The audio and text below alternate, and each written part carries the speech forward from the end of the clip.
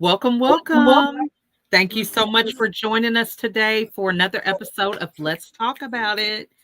We are excited. We have another author that is joining us today. She is actually a part of a book collaboration that I'm a part of. And so I'm excited to kind of hear more about her chapter. And this is not the only book that she has written. She has several books. So we may get into some of those topics. But Lori is here with us today.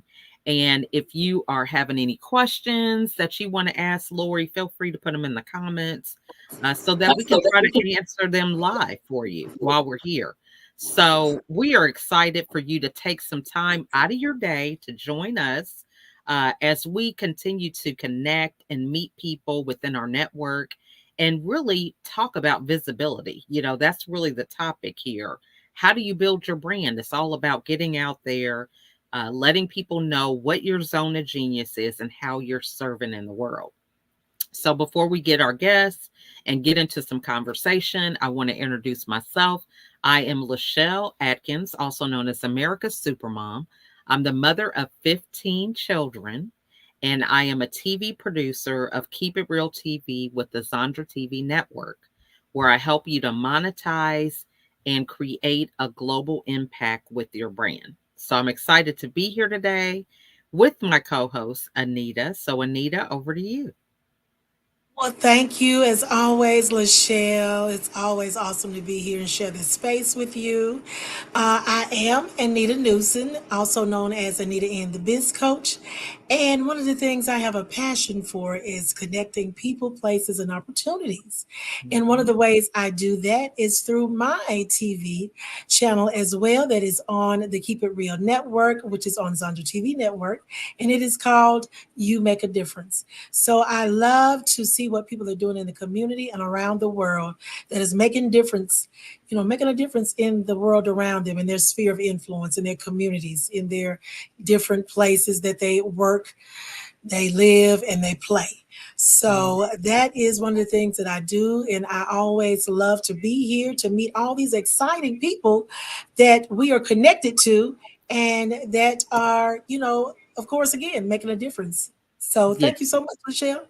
Well, I'm so glad that you're here. And, the thing that comes up for me with this conversation today, because, we're talking about a book project with Lori. And, you're thinking about a lot of different authors coming together. And you and I know about that with us doing She Said Yes. So when you think about collaboration and when it comes to a book and the visibility that's around that. What are some tips or something? I know I'm kind of putting you on the spot, but I just was thinking as you were talking, as we are really helping people with their visibility, what would be some advice that you would give people when it comes to collaborating with a group or a team of people?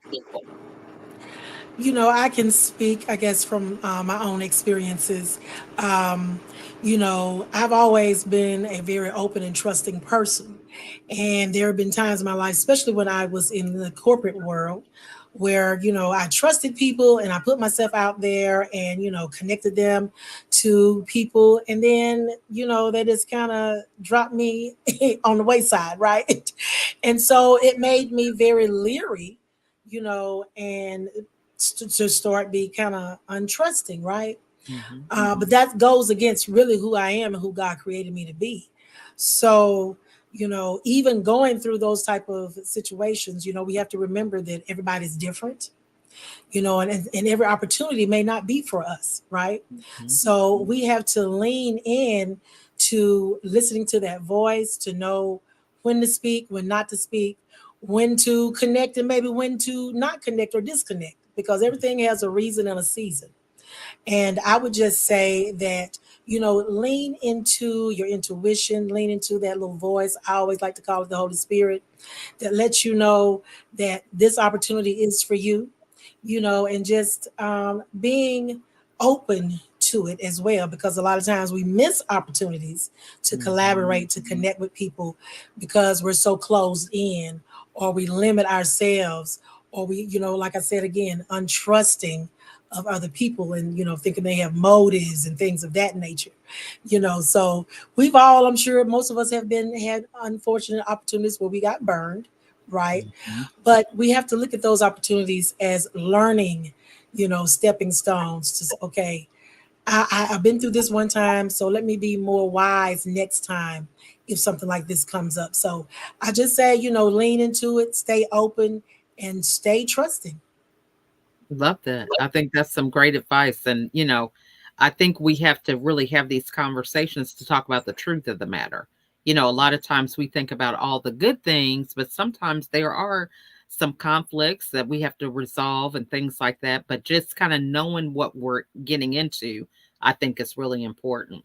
So I'm excited to have Lori join us, and we're going to have a quick clip of a little bit of advice from one of our other team members, and then we'll be right back with Lori.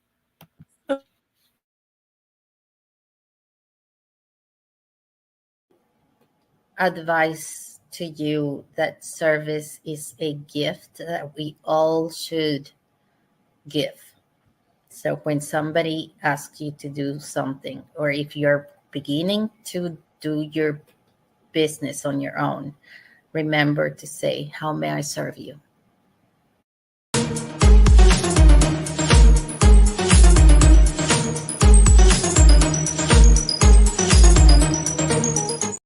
Gotta love this technology. I don't know what it is with StreamYard, but every time I try to put a clip up, we're having this issue. So I don't know what is going on with it. But that was Jennifer Thompson. She's one of our producers with Keep It Real TV, and wanted to say that she gave us a great tip about just really giving value and thinking about how we can serve other people.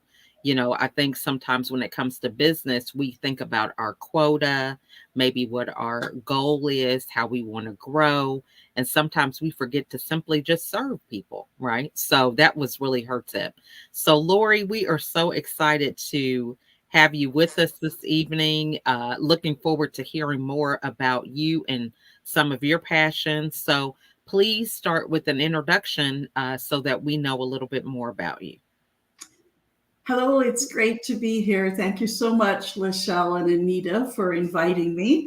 I was listening to your introduction there about why we should network. Mhm. And I have an acronym for the word aloha, because aloha is hello and goodbye. So take action. So act, learn, observe, hear, and then act again. So continue to keep reaching out to people and lifting people up. Love that. I love acronyms, so this works out really good. So, act, learn, observe, hear, and act again.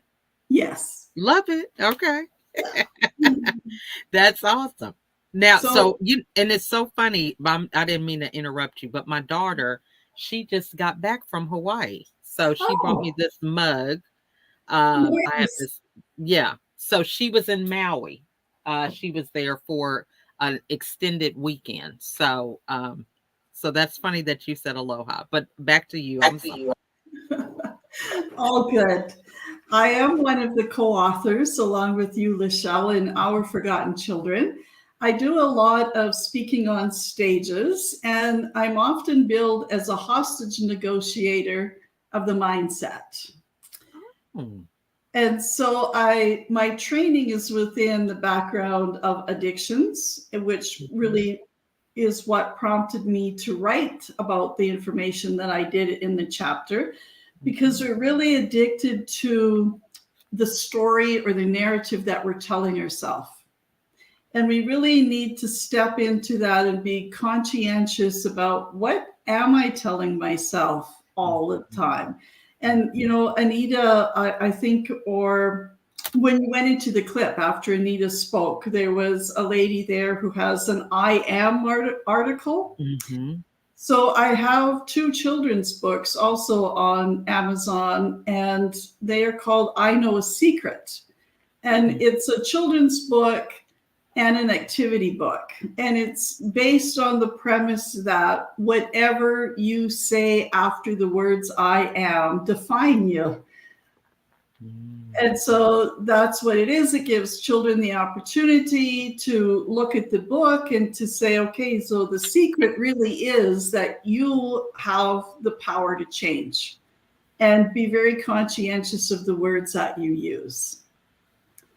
And Love so, yeah, I used that information, kind of that premise and the background in addictions, to write about the processing addiction that is now actually part of the DSM-5, and that's computers, cell phones, gaming, computer games, video games, because we're not conscientious about the reasons why we are turning to technology. Mm-hmm.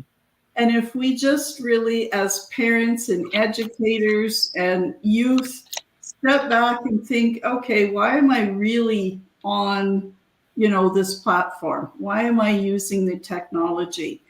It helps you be in control of the computer instead of the other way around. Does that make sense? Absolutely. Yeah. And so many things are coming up with what you're saying, because I totally get it.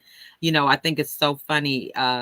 Well, for myself, I think one of the ways that it has really helped me to kind of curb some of these addictions that you're saying with technology is I stopped watching the news and really just stopped watching TV. I really don't listen to the radio a lot. And, I really have to create or curate the environment that I have. And because I just stopped TV, that was the first thing that I really took off of my plate. I feel like I'm more in control and conscious of what I'm doing. Whereas before, it's just kind of like a blur. You start your day and it's kind of like background noise. You have your TV on, you're not necessarily even watching it. Sometimes it's turned down, but you're just, I don't know, it's something with it just feeding you some kind of energy, that we allow, right? But just having the TV off, it's like I don't even really realize that it's there half the time. And it has really helped me with that. So I love what you're saying about the ability to be conscious. But for people who they're not conscious, I think that's the first step, is being self-aware with a lot of these things. So how do you get them to be self-aware? Because if everybody else is doing it, all your kids are doing it, or, your spouse and everybody, it's just kind of like a normal thing in the house. How do you get started with changing that narrative?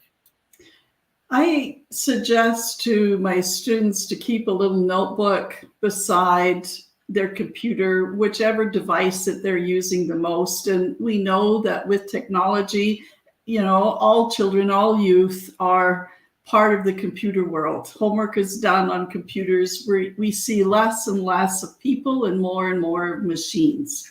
So I always suggest keep a little notebook. Before you open up your computer, open up the notebook. Take a step back, like push your chair back, take a step back mentally and go, what are the thoughts that brought me to this computer? And write it down, because it might not have been an assignment. You might have been thinking like, I was stressed today. I got into an argument. I'm bored. I'm filling in my time. I'm worried about something. Write that down, right? And then do a breathing technique to center yourself. So it can be very simple as, breathing in for the count of 5, holding it for the count of 5, and then exhale for the count of 5. Do it 5 repetitions. And on the 5th time, put your hand over your heart and be grateful for 5 things that your eyes randomly fall on. I'm grateful that I have electricity. I'm grateful that I have cable in order to have this computer. I'm grateful for family, friends, whatever it is, right? Because that slows you down into the moment so that you can go, okay, what is it that I really am here to do? So if you have a task, and let's say it's simply to play a video game, which is fine too. I'm not saying that we should just, cancel all video games, but be more aware so that you can be the leader of technology and it doesn't have to empower you. So if you have a goal in a video game, I don't know a lot about video games, so I'll try to give an analogy. If you're trying to, get to a particular level, okay? Notice that when you get to that level, take a few minutes and then step back mentally and then give yourself applause for doing that, right? I achieved that. Now it's still putting you in control. Take a few minutes, look at the time on the clock, which is another thing that I have them do. Look at the clock when you first start. And then when you achieve that goal, whether it's something on a video game or you're typing the first 2 paragraphs of an assignment, look at the time on the clock again to make that conscientious connection between, are you being productive on the computer? Bring yourself back into awareness, into reality, and go, okay, wow, I did that. Great. And then look around the room again. Right? And go, okay, what do my eyes fall on to be grateful? Because that disconnects us from the energy of the computer. Mm-hmm. Am I kind of making sense with that? That's good stuff. That is good stuff. I love that. Yeah. Yeah, because I think, the whole thing is just like helping people to be present. Right. Yes. And I think for a lot of times, things just kind of run away out of habit, so I'm just thinking like, we're getting ready to be at the end of the school year. So the routine for kids is just going in the kitchen, opening up the refrigerator, trying to find something to eat. It seems like it's a constant thing. Right. All day, every day when they're not in school. I'm like, you have not been in the kitchen all day when you're at school. Why is it that you're in the kitchen all day when you're at home? I don't get that. But it's this routine. It's like, okay, so I'm at home, I'm either on my technology or I'm in the kitchen getting something, it's this back and forth thing. So helping them to even be present, maybe even having something on the refrigerator, like, breathe, gratitude, I don't know, maybe some acronym. But I love what you're saying about that, because if we're not intentional, this is the thing, we can have all the goals and aspirations, but I tell my children that you have to be the one doing the work. You can't just have an idea and think it's going to magically happen without you engaging in it. So I love the things you're saying. Yes, yeah, and it's very true. It is a habit, and that habit becomes behavioral. So then we have to seek, why do I have this behavioral pattern, right? What is the thought that's leading me, like you were saying, like, children, youth are going to be out of school soon, and it's habit just keep opening the fridge, okay? But all behavior tells a story, and all behavior serves a purpose. And we really have to connect again to, what am I thinking about? Why am I letting the external world control me internally? Right? And, even as adults, as parents, we don't create that habit conscientiously to always be thinking about, okay, why am I doing this? Is it productive? What am I running from? Instead of, what should I be stepping into? Make it. That is awesome, Lori. Yes, I was, you all are making me think about actually today. I'm off my routine, or I'm on this new routine, I don't know, of going to sleep late, and then I'm up still at like 6. I'm awake and I'm like, what are you doing? Go back to sleep. But once my mind, gets to going, okay, you got to do this, you need to do this, I just say, okay, I might as well go ahead and get started. And so like this morning, one of the first thoughts was, because I'm building the habit of either doing some type of devotion time, prayer, something like that, reading, some scriptures or whatever. And I had that notion, and I was like, okay, I'll do it. And then I'm just going to do this first. I'm just going to do this one thing before that time comes. So I want to be ready for that meeting or whatever. And then the next task, and then the next task, the next and next and next. And it never happened. Then I'm wondering why I got to take a nap, at 4:30 in the afternoon before I get on here, because I let my day get away from me, I feel like. And like you all saying, not being in control of that and not starting my day off, I can tell the difference when, I don't do that time in the morning to get centered. So I guess my question is, when you see that, you see yourself, or you see it getting out of control, or you maybe want to help somebody else that you see maybe, getting it out of control like that. What are some techniques, or, maybe some advice you would give someone to get back centered or create a new routine to help them be more centered for their day? Well, you mentioned prayer, and the two words, thank you, is a prayer. Thank you is a prayer. So whatever your eyes are looking at randomly, be very conscientious about always saying thank you, thank you, thank you, right? Because that is a very quick way to become re-centered so that we don't define ourselves, I am tired. It's like, wait a minute, but I know that I'm tired. I don't need to tell 10 people that, and I don't need to focus on that for 20 minutes. I can say it once. I can close my eyes and go, okay, thank you, right?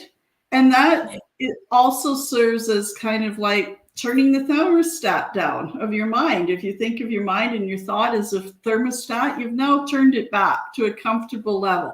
What am I thankful for? Well, you could be thankful for having your day to be that full that your thoughts are going to go from one activity to another activity, right? And so look at everything in the spirit of gratefulness.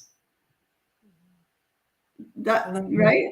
That to me is like one of the easiest, quickest steps to do, because we like to call ourselves multitaskers, but we're not, because the mind cannot do more than one thing at the same time. We do it very quickly, simultaneously, but you can't do two things at the same time. So just, delete that and go, thank you. Already, you've stopped the mind from wandering. Oh, that's awesome. That is awesome. Yes. I like that. I'm going to start implementing that. Thank you. There it is. I love that. And the thing I like about it is that it's practical. I think sometimes when we think, oh my gosh, I need to do something totally different, we know that we want to get a different outcome, but we think that it has to be some major steps. We'd have to think that, I think about reorganizing my office or something, and it's like, oh my gosh, there's just so much to do, but I simply could just be moving my computer to a different angle. You know what I'm saying? That could totally give you a different perspective. And you're thinking you have to totally redo your whole area, but it's just simple things that you could do, that can really get you going. Yeah. So I love that. Simple things that just deactivate the thoughts for a few minutes, And I'd say thank you all the time when I'm out walking. If I'm, stressed for something, because I'm an instructor part-time and I do a lot of grading, I'll take my dog for a walk, and whatever my eyes are looking at in my mind, I'm going, thank you. And I'm so relaxed. I don't have to say thank you for what, right? Because it's a prayer, and it's, it's going to universe, to creator, whoever your God is, and you are being grateful. And it stops you in the moment for other things to be in control. It puts you in the driver's seat. That's good. Love that. So share with us, how you got connected for this collaboration with our Forgotten Children. Yes, well, when we started the conversation, you were talking about networking and empowering people and lifting people up. And it was actually Michaela Stone, one of the authors in your book as well, who said, hey, I know this wonderful lady by the name of Sara Troy. She needs an extra author. Would you be interested? I think you'd love to do it. So here we go. We're building people up and we're just acting right away. And that's what I did. So then I sat down, connected with Sara, wrote the chapter, and here we are. I love that. I love what you said about acting quickly, right? I think a lot of times, we have an opportunity and it's like, oh, let me think about it. Is this really for me? We go through all this indecision. And simply making a decision, there's something with that vibration, the momentum that's already in action, that it's like you're just jumping on a train that's already moving, and sometimes we sit there and just let that train pass us by. And then it's even harder because there's no momentum. So we really have it harder to even get started. Yes. And then if you use the analogy of a train and there's lots of tracks and routes that train can go on, your mind is not going to take action. It's just going to go to the next city, to the next station, to the next city, to the next station, right? But if you just take action and you get aboard, right, you go, okay, I'm just going to go do it and learn from the experience. You've already mastered something in your mind and you've become in control and you've been the hostage negotiator of your mindset. You've told your mind like, you know what? A lot of and most of my thoughts I don't need. I need to take the action and I need to feel. So after we take the action and we do and we observe, drop into your heart and feel your way through life. I love that. Now, so when we're talking about, I love that thing about the hostage negotiator because, I was my own bully for years. I went through depression and then just that whole thing about creating my own prison, right? Because I was having so many masks. I mean, they were close, like a close prison. You barely could breathe because, you couldn't let anything in. So when people are, I don't think people wake up and say, I want to be addicted to technology or, I want to, be guarded and not let people in. I mean, we don't wake up with that mindset. It's kind of subconscious how it happens. But what are some of the things that people might be doing that is perpetuating that type of mindset in living? Our behaviors and how we are actually just holding our body. So sleeping on, if you've ever noticed, when you go to sleep, what's your favorite side that you sleep on? Right side or left side, or maybe on your back. And when you do that, what are the thoughts that make you go to that side? Like, have you ever thought about that? Like when I'm feeling really stressed, I've been very conscientious and go, oh, I always go to my right side, right? And so we have cellular memory. So whatever we're doing physically is connected to a motor neuron pathway that has a thought.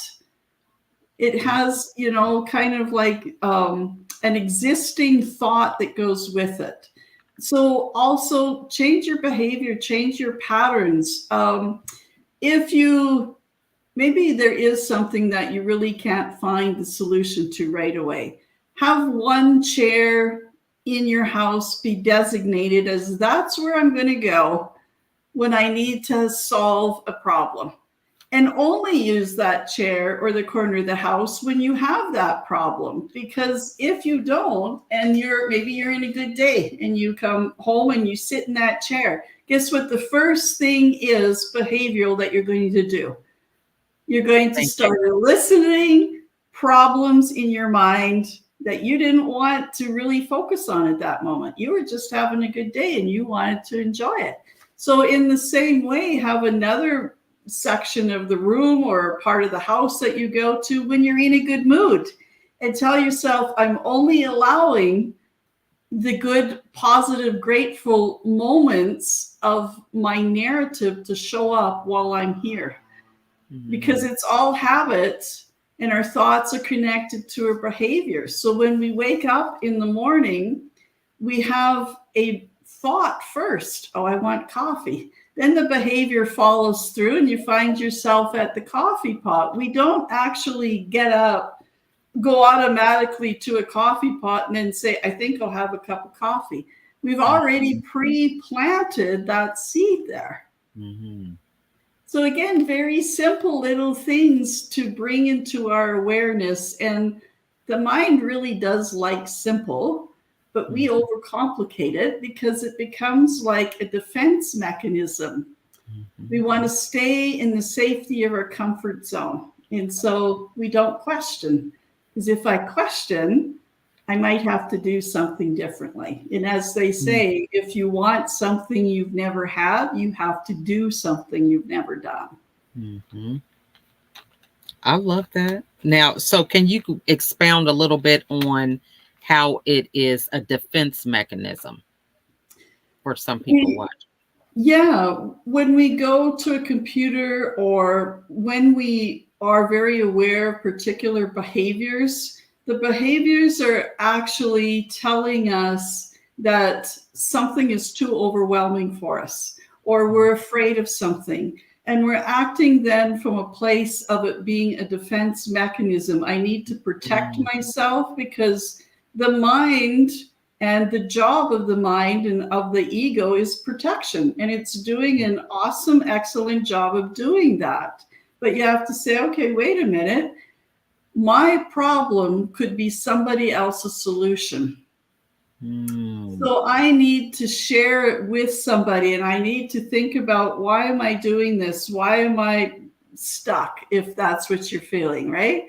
And verbalize it. Be aware of what you're thinking. Be aware of your narrative, and be addicted to a healthy narrative.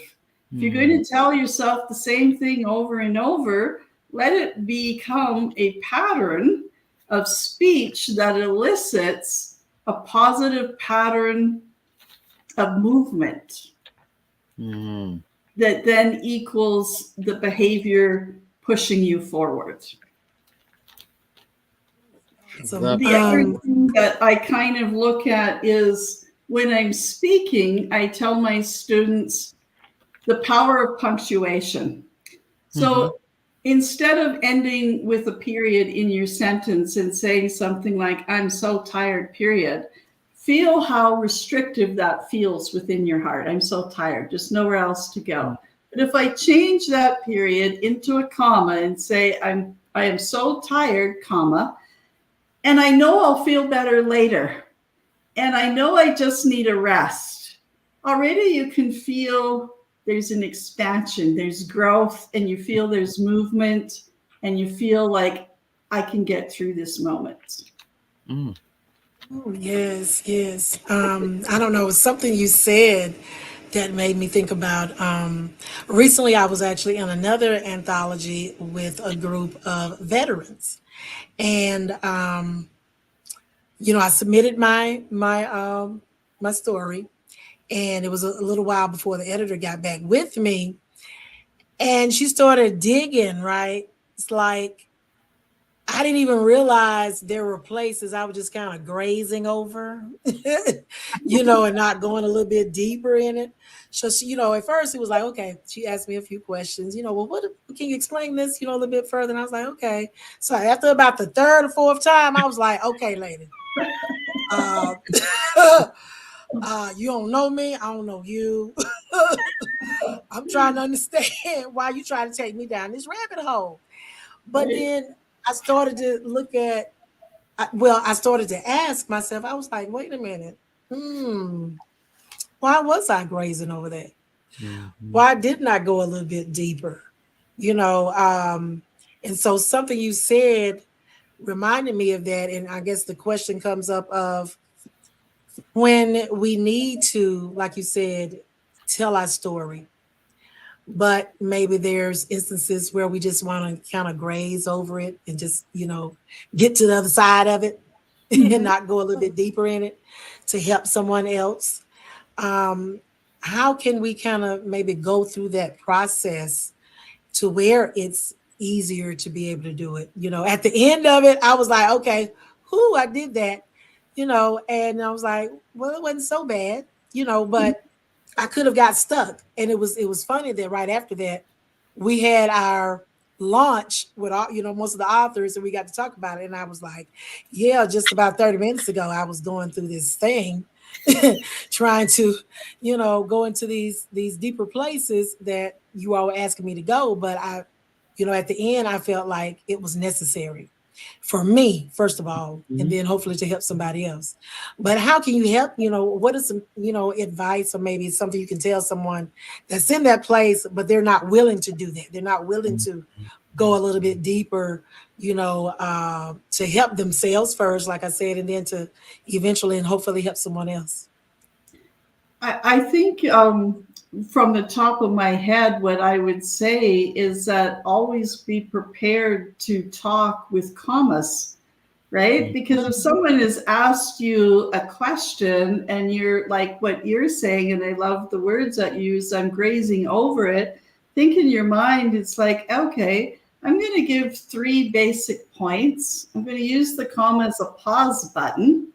Then I'll continue a bit, I'll end it, and then throw in a summary, right? So it's like, I really like what you've asked me. I've heard 3 important key items. Restate them, right? And say, I'm going to talk about this one first. So again, it's just using, the common kind of sense of punctuation to be able to graze over, to be able to say emphatically, no, I'm done with this topic. It's a deeper topic. Think of your sentences and your wordings in the form of how we write. About that. Nice. I like that. Yeah. Talk the way I write. I tend to write better than I talk. So that's probably some good advice from me. Yeah. I love this. I've got tons of notes. And I think this is, you too? yeah, I think it's really some great, again, I like the practicality of it all. A lot of times, like you said, we try to make things more difficult than what they are, and it's just the simple things of, if someone is trying to be more health conscious, drink more water, right? Substitute water instead of juice or soda. I think we go into this whole thing like, oh, I have to eat so many calories and doing everything. It's like you're jumping from 0 to 2000, in one step, and thinking that you're going to be able to maintain that. I just think it's crazy, but I don't know why we do that. Well, procrastination is also a self-defense mechanism. So if we're trying to make things bigger or deeper or more complicated, what is it that there's a part of you that is scared of doing? Why are you scared of taking it to the next step? Is it some old limiting story that you have, right? Did it come, is it old programming that you've heard from family members or how you were raised, and intentionally or not intentionally, parents are meaning the best for our children, right? But we say things and they're interpreted in different ways, and we don't stop to think or to ask or to question, and we don't come back and say, hey, wait a minute. So again, it's like reading a book, right? And I'm really doing a lot of analogies about writing right now, but it's like reading a book. If you tell your kids something, how often do we, review that chapter? Go, what was it that I just read? So go back to your kids and say, I was really thinking about what I just told you. And I don't know how you heard it, but this is how I meant for it to be heard. Right? And we can do that same thing, like Anita, when you were saying that, the person who was interviewing you wanted you to go really deep. You could you could also say, like, well, thank you for the opportunity to go deeper. However, sometimes it's best to sit and let it resonate. Mm-hmm. Right? Mm-hmm. It doesn't always need to be deeper. It's up to the learners and the people who are listening to your words to find the value in the vibration of what you're saying. Mm. That's good. Now, so the value of the vibration, that's a mouthful right there. So can you explain, I just read the book, The Alchemist. And have you read that book before? Quite a while ago, I think. Yeah. Okay. Well, one thing, he had me at the forward. After reading the forward, I told so many people about the book. It's like, look, I need to be getting stock out of The Alchemist. But anyway, there was a part that he said that he poured his heart and soul into the book. And every time he rereads it, that energy is still there. Yes. So can you talk a little bit about the vibration in the things that we do? All words have an energy pattern to them. They have a vibration. And we tend to use words that are not healthy or health conscious. For example, we'll say things like, oh, I could just die for that. Mm-hmm. That's not a living in the moment word, right? It's like, oh, that person is so stubborn, or that hit the mark. We're using angry words that there's a vibration to it. And we are creatures of energy, right? We're energy beings. And so we don't realize that we're picking up on this energy for what people are saying all the time.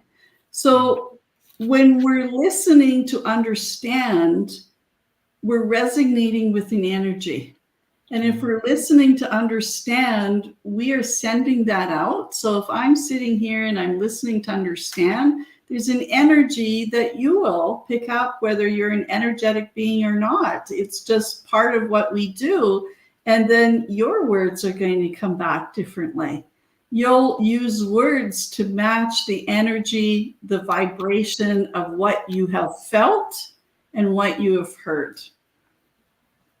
Did that make sense?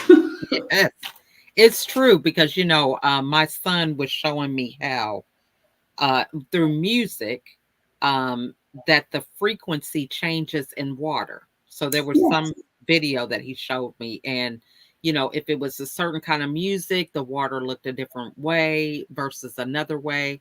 And that is so true. Then you hear the story about the I don't know if it was a scientist or what, but he would water his plants. And one plant that he would say negative things, the plant wouldn't, it was dying. And the other one where he spoke positively, same water, right? He would be pouring it from the same thing, but saying something different each time he watered them. And the results were different with each plant. Yes, and our body is, made up of cells, and it corresponds to energy. So when you think about it at a deeper level, if you think you're not feeling well, what kind of words have you used all day? And there's going to be an energy, like a musical vibration to that, because if you're familiar with people who bring out the singing bowls, the Tibetan singing bowls, right? The vibration of those notes are actually connected to organs in our bodies. And I've learned that from being a Spring Forest Qigong facilitator. And so, all words, again, have an energy vibration, and there's power in your words. So use the words that make us grow. Right? I love that. Right? Because there's a lot of violence in our language that we don't intentionally think about, like when I was giving the examples of like, oh, I could just, if I could only kick that habit, hang in there. Like, those are words that have a angry, violent energy to it, right?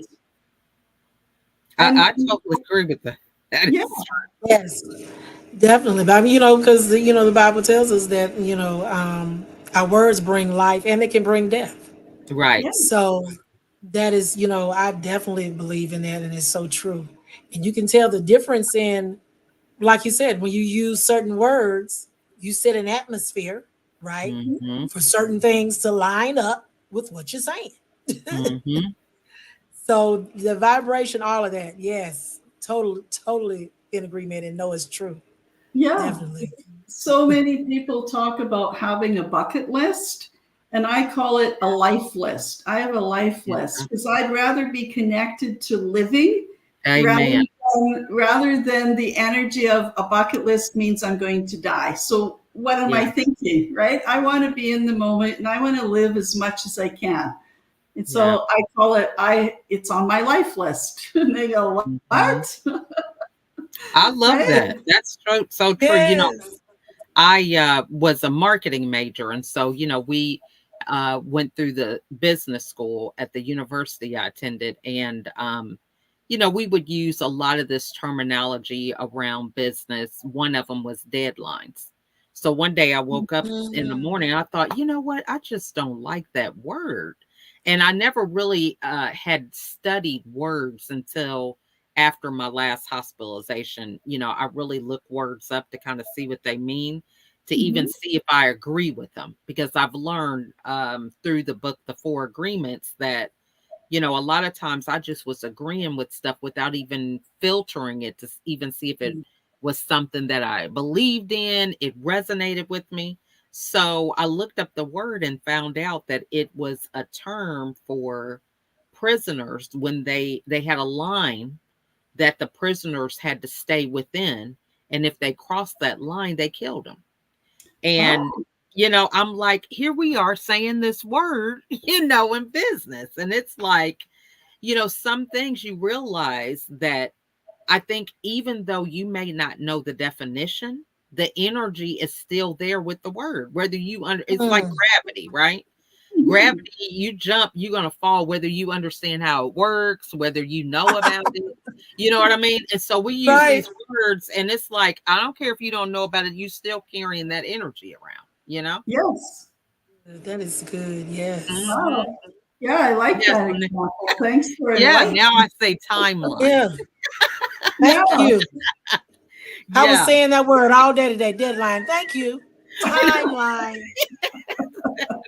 You know, well, they do it, and they do say deadlines when it comes to grants, but Yeah. inside the grant, funders want you to know, and I'm going into one of my topics I do a lot, but they want to know the timeline of how Mhm. you're going to implement the project, the program, develop the product, Mhm. whatever. So I like that. Thank you. Yeah. Michelle, look at you. Yeah. Timeline, baby. Yes. About to I change love that it. right now. I mean, seriously, it's some stuff. But well, this has been wonderful, Lori. I mean, I tell you, these Yes. conversations, I tell you, it just seems like there's just not enough time, right? To go into, because I could talk all day with a lot of these things. But I find that when we have these conversations, it is something that you have to kind of take a step back, Mhm. breathe, and really sit down and listen to what might have come up for you. I think a lot of times we brush over, concepts where we find something new and profound, and we don't allow it to impact us in a different way. Maybe something new that we can incorporate in real time in order for us to grow. Very true, because society is kind of hooked on saying, I'm busy, right? Hmm. Oh, I'm too busy. I'm too busy. And lots of people will say to me, oh, Lori, you're so busy. And I go, no, my life is full. Because if Mm. Mm. I change it and say, my life is full, you already sit and you think about what was it that I did that is so satisfying and fills my heart and fills my soul, right? It's like equating it to you ate a really good meal and you're full. You think about it, right? But if you're busy, we don't stop and think and give gratitude and blessings for where we're at and what we have in our life. Because if my life is full, that means like, oh, well, I can move something over and I can take this new thing here and I can change things and I'm in control again of it. I'm in control of my narrative. Because I'm in control of my narrative, I'm going to create a better vibration and I'm going to use the words that grow us forward. Mm-hmm. Grow us forward. Okay. I love that. Look, all these gems. I need your number, ma'am. Look, I should have been recording this myself. Oh my God. Oh my God. Well, what we was do it have again? Grow the what? I'm Grow- talking too much. grow us forward. Jesus, grow me forward, baby. That's right. Don't go forward, grow forward. I love that. I love that. That's good stuff. Well, I mean, this has been amazing, Lori. So glad that you were able to join us. So, you know, our last question is, in terms of your chapter, what do you want the reader to get from your chapter after reading it? I really want the reader to be able to be conscientious that you are in control of your day.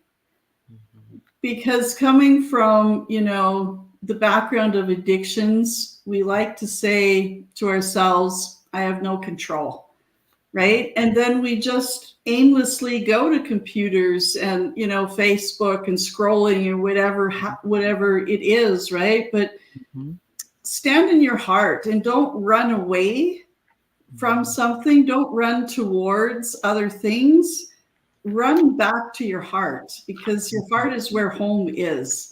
And when you can become comfortable in your heart, and when you can become comfortable in the uncomfortableness, we'll stop looking for other things to fill the void, because we will know that I am enough.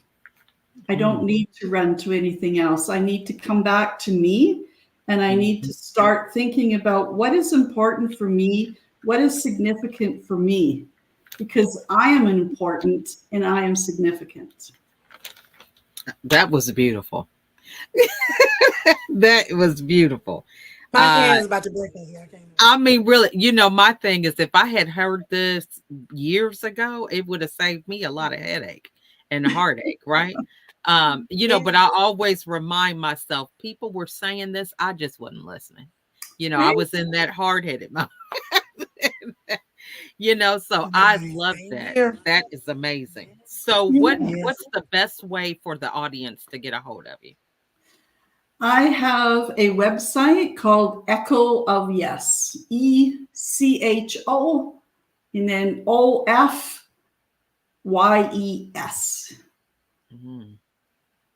And my email is the same, Lori@echoofyes.com. Okay.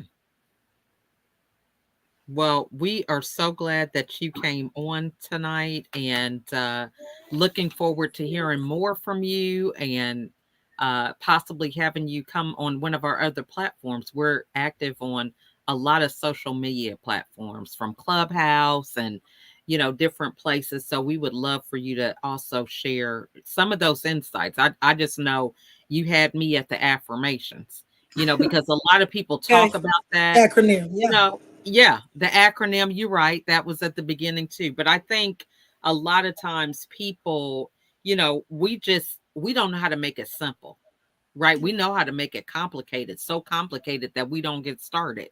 It's just making it simple that stops us from getting started, Yeah. And simple is what really grows us forward, because we hear that.